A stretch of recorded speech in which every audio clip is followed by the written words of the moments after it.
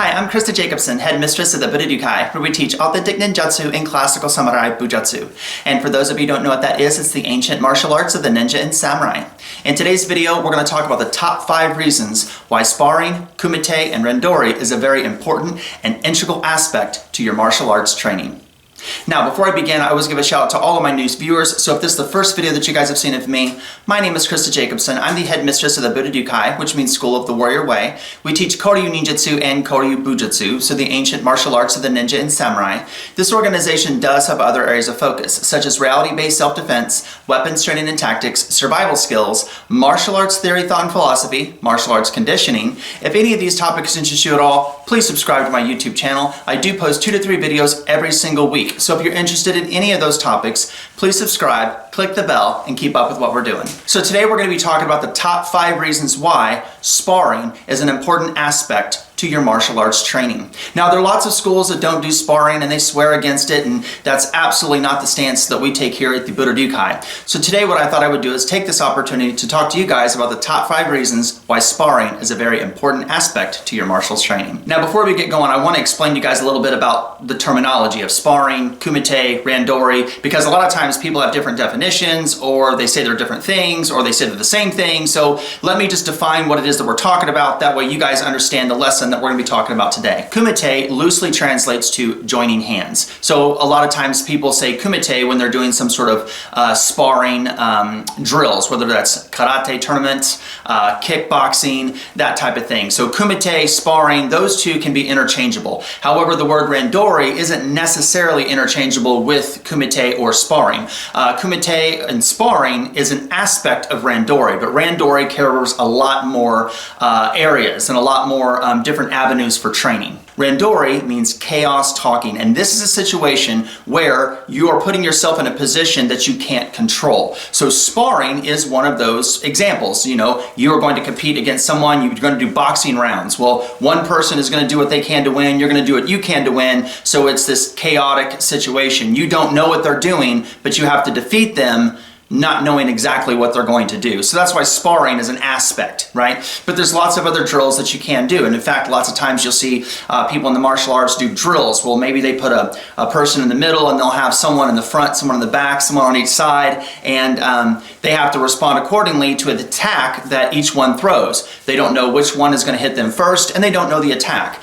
But they know that they're going to have to respond accordingly to a chaotic situation that they're not in control of, but they got to respond and react accordingly to the situation. So because randori is such an important aspect to your martial arts training, what I thought we would do today is talk about the top 5 reasons why randori is so important. Number 1, it teaches you how to control your mind. The number 1 reason is it teaches you how to control your mind in a situation that's violent, that's intense, and it's aggressive. There are so many people that don't know how to deal with situations that are violent, intense, and aggression, and they just hide away from it, and they don't want to put themselves in that position.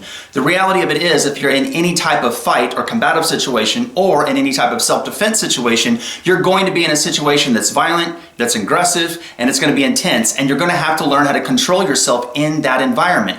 There are so many martial arts schools that only teach kata. They only teach waza. And although I'm a huge advocate for that training, you have to do more than just that to prepare the students to be able to protect themselves and the ones that they love. So getting in and practicing kumite and sparring, it helps you understand the dynamics of a fight. It also helps you to learn how to control your mind in a situation that you can't control, that is violent, it is aggressive, and it is intense. And the more that you get used to controlling your mind in a situation that's violent, intense, and aggressive, you will become more better at dealing with those situations. Number 2, it teaches you how to act and react to various combative tactics.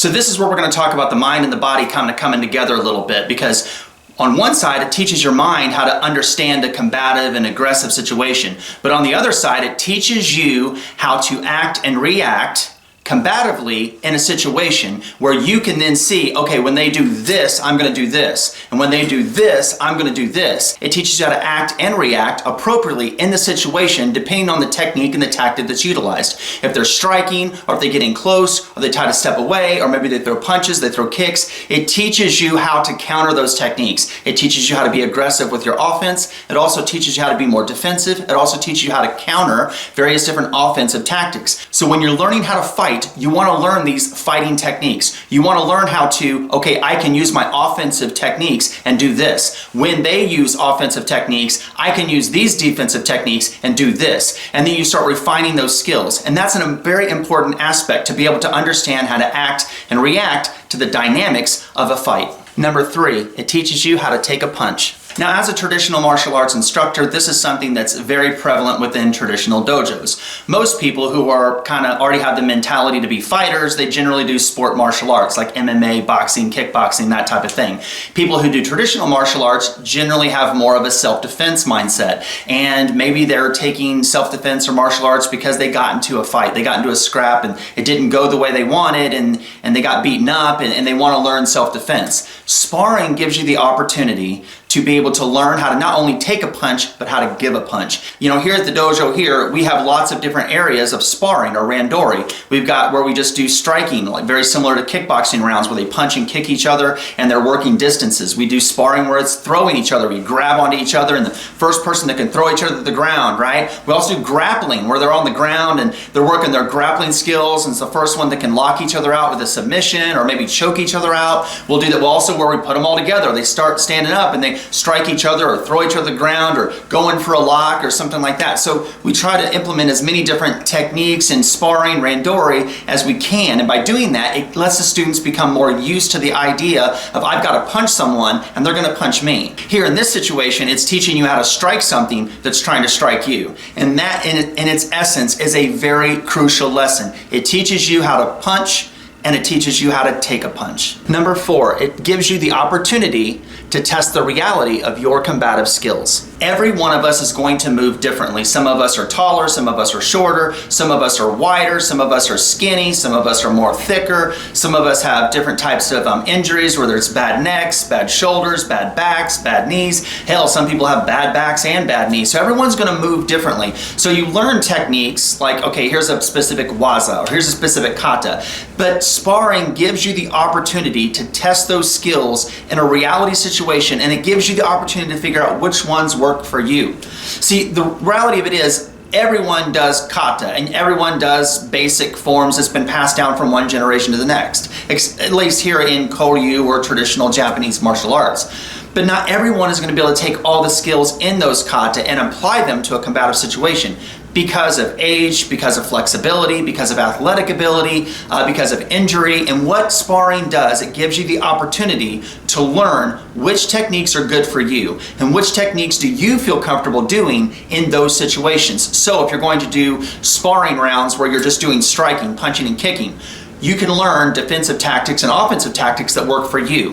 If you're going to be working in the clinch and you're grabbing each other and you're trying to throw each other to the ground, you're going to learn which throws you like and which ones you don't like. When you're grappling on the ground, you're going to learn which locks you tend to like to go to and the way that works for you more so than other locks. If you're doing multiple attacker situations, you're going to learn to blade off, create lines, and try to make a one-on-one fight out of various situations, and you're going to learn which ways that works for you. If you're doing weapons sparring, you'll learn which techniques work for you.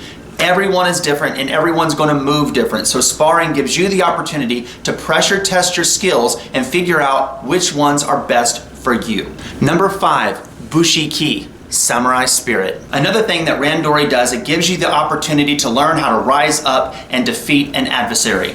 When you do kata, when you do waza, when you do drills, you really don't have to rise up, compete, and defeat an opponent. You do the drills, and you can be more efficient with the drills, and you can do those drills very well. But it doesn't teach you that samurai spirit. It doesn't give you that bushiki to where you go in and you know that either you're going to win or they're going to win. And you're going to use your skills and they're going to use their skills. And at the end of the day, one of you will win and one of you will lose. To rise up beyond what it is that you're going against and defeat an opponent. And that idea of samurai spirit or warrior spirit is a very crucial aspect to training in traditional Japanese martial arts. So there's today's video on the top 5 reasons why sparring, kumite, and randori is a very important aspect to your martial arts training. But what do you guys think? Stick it in the comment section below. If you guys enjoyed this video, don't forget to subscribe to my YouTube channel. I do post 2 to 3 videos every single week. And if you guys are interested in training in authentic ninjutsu and classical samurai bujutsu, please check out my website at budoryuninjutsu.com. There you can see the 7 traditions, the different principles and strategies and philosophies that we teach. If you don't live next to one of our schools, you can always join the Budo-Ryukai online ninjutsu dojo and start training with us that way. So thank you guys very much for your love and support. I deeply appreciate it. Until next time, take care, be safe, and good luck in your journey of Budo. Bye.